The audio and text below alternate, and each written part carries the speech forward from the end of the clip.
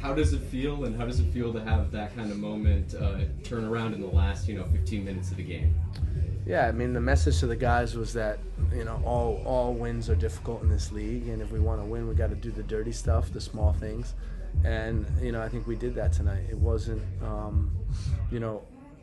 always perfect, but I don't think it's going to be at this stage. And the guys hung together, and some of the solutions made a big difference in the game. But overall, pleased for the group.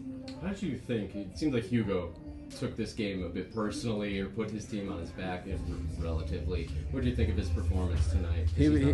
No, he was strong, and we needed him to stay on. We went to 2 forwards at the end, and trying to get some bodies in there. But overall, I think that Hugo had a good match, and it was, I think a really good sign when he steps up to want to take the penalty, and just showing that leadership. Two more for me just in here. Leo Barroso not only gets his debut, was healthy enough to get that debut, puts himself in the position to score. Yeah. Thoughts? We told him coming in the game he needs to be aggressive attacking. We know he has the defensive qualities 1v1, but we wanted him to be aggressive getting forward, and he did that and got in the end in a good goal. And last one from me, Chris Brady gets his first PK save in MLS. That's 1 for Last 7. week doesn't count? Nope, apparently not. They wouldn't give it to him on the broadcast. Come on. He intimidated Benteke. That's what I said, right? but no one chose to listen to me. But to see him make that save at that type of moment at the end of the game. Yeah, it was it was the small things, and another moment in the game where, if you play the next 2 minutes, when, they're needing a goal, things can perhaps change. And, that really helped ice the victory for sure. Yes. Thank you, E. Thank you. Next, we'll go to Alex Calabrese from Men in Red 97. Hey, Coach. How's it going? Hey, Alex.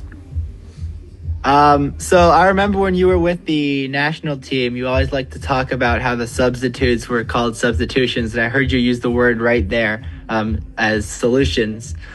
So what changed in the 78th minute, other than just Barroso coming in? Was there something else that clicked at that moment?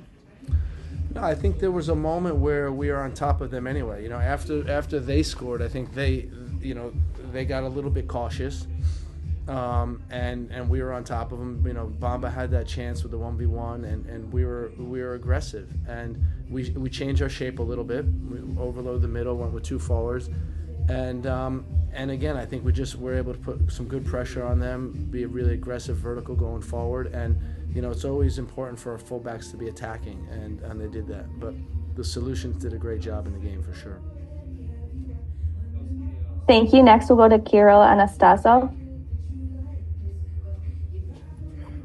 Coach, congratulations on a spectacular win. You touched upon Hugo Kuipers' performance, but I want to ask you a little more about that. Bringing on Tom Barlow allowed Hugo the freedom, essentially, to roam into the wings and serve in a little bit more of a playmaking role in those final 10 minutes.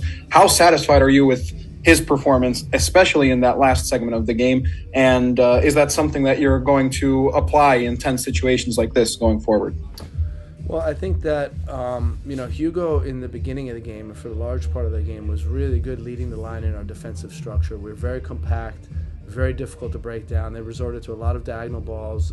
They couldn't play between our lines, and a big part of that was Hugo's positioning and movement. So I think he did that really well. And then, he was really close to getting on the end of some good service throughout the game. But then I think when we did bring Tom in, it did help free him up a little and gave him a little bit more room to roam. And he's such a smart player. He understands where the space is and was able to attack it. Thank you. Next, we'll go to Tim Hotsey, Men in Red 97. Hi, Greg. Congrats on the win. So one of the things I think that was relevant throughout the game was just how many players that may not necessarily be in the first choice 11 got to play in this game. Can you talk about the resilience of your squad with those guys coming in and what you saw from some of the players that may not have been in the starting 11, assuming everyone was healthy?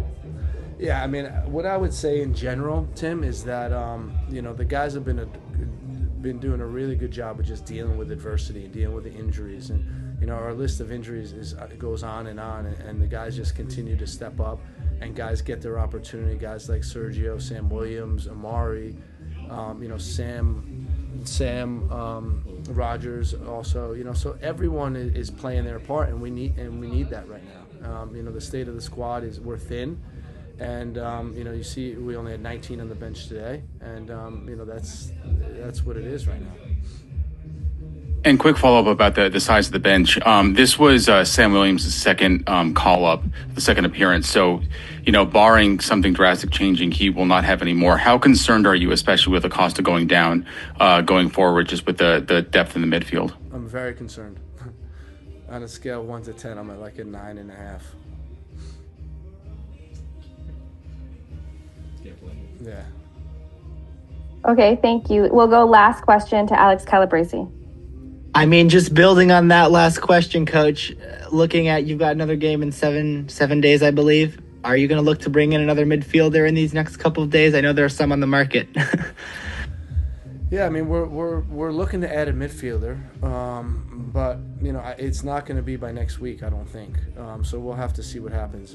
Potentially in a league, someone from the league we can get, but our focus has been elsewhere right now, and we'll just have to see how the whole thing plays out. But we may have to activate Sam or Harold or something. We'll figure it out, but it's not so clear right now.